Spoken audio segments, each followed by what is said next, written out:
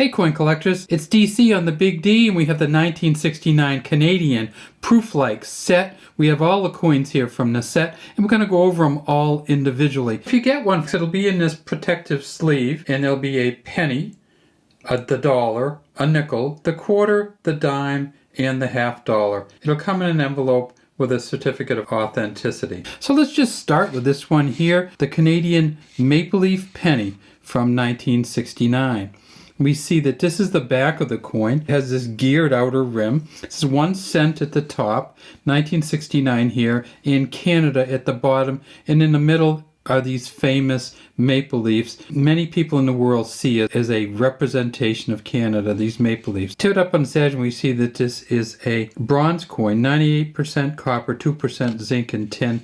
And then on the front of every one of these coins, we're going to have the Arnold Machen second portrait of Queen Elizabeth, Elizabeth II, D.G. Regina, by the grace of God, Queen. And we see that it has this pearled or beaded outer rim going around the outside. In 1969, they made 335 million pennies at the Royal Canadian Mint. One of the things about Canadian coins that's a little different than American coins is that they have a couple different varieties you can get them in. You can get them from the bank as circulated. You can get them uncirculated in sets. You can get them in a Prooflike set, or you can get them in a specimen set. This one right here is a Prooflike set, and the best one they found so far in a Prooflike set is the Prooflike 67, $29.40 Canadian. But if you go up to the specimen set, one of these pennies can bring as much as $294. Next up is the nickel, and it's this George Kruger Gray Beaver on the back, and you see it says 5 cents. Nowhere on the penny does it say penny, and nowhere on the nickel does it say nickel. It's a beaver chewing a log. You see the KG there. It says Canada 1969. Canada made 28 million of these. This Prooflike one goes as high as $29.40 Canadian, but you can get a specimen set version of this that goes as high as $221. Next up is the dime in 1969. Some of them were made in the United States at the Philadelphia Mint. I'm not sure exactly how many. This dime has a sailboat on the back. Again, we have an initial here, and it's an H for Emil Otto Hahn, H-A-H-N, who was the engraver of this. They made 56 million of these coins. The Prooflike one, the highest price is $29.40.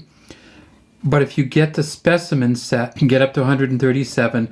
And then there are some large date dimes, some of the rarest Canadian coins ever. There's 20 known large date dimes, and those go for about $21,000. So there are some incredibly expensive dimes out there. Then comes the quarter, and this is another Emil Otto Hahn, and we can see the H down here again, and we see that it has the Caribou on the back.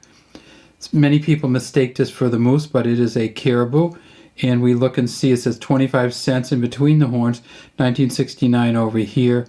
We see the stars up by the antlers of the caribou. It says Canada in front. Then we see a star down here below the caribou's neck. There were 133 million quarters made, or Canadian 25-cent pieces made in 1969. The Prooflike one at a Prooflike 7. At a Prooflike 66, it goes for $39.20.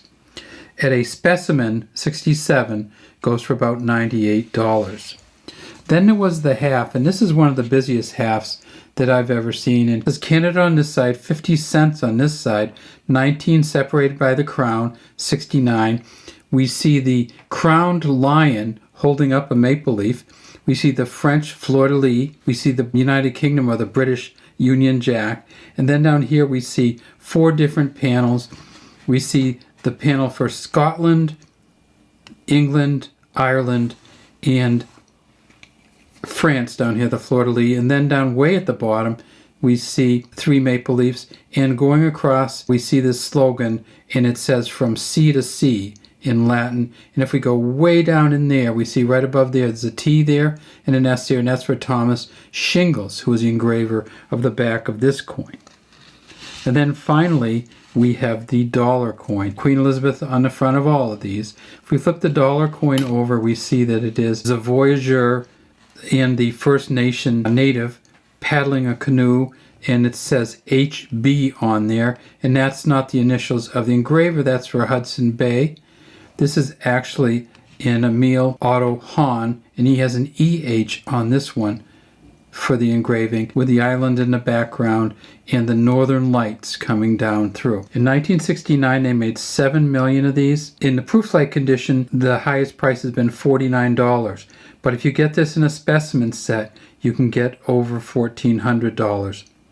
So none of these coins are silver. The last circulating silver coins from Canada came in 1967. The United States had a mint set in 1969 also, and this is the mint set. You see at the top it says U.S. Treasury. Down here in 1969 you see the uncirculated mint sets from the U.S. Treasury, and inside that they would have two different sets of coins. The first one they'd have is the Philadelphia one with the blue on it.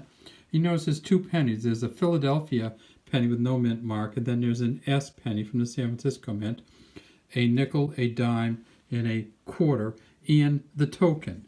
Now, the other set would be the Denver set. And let's see if we can actually see the Denver mint mark. We can right there on the half. And you notice that this set has the half.